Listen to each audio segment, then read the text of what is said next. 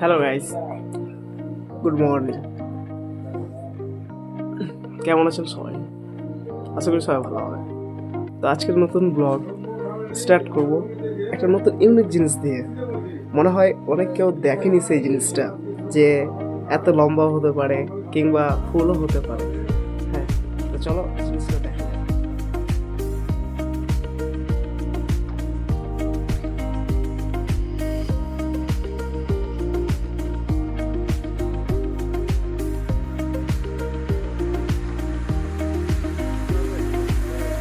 যদি কারো জানা থাকে তাহলে জানাবে। এই যে দেখেন, যে পাতায় গাছ নতুন শাখা সৃষ্টি হয় পাতায়।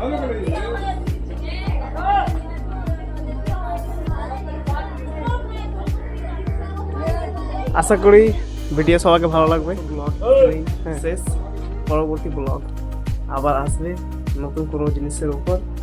তো সবাইকে ভালো থেকো আর একটু করে সাপোর্ট করো।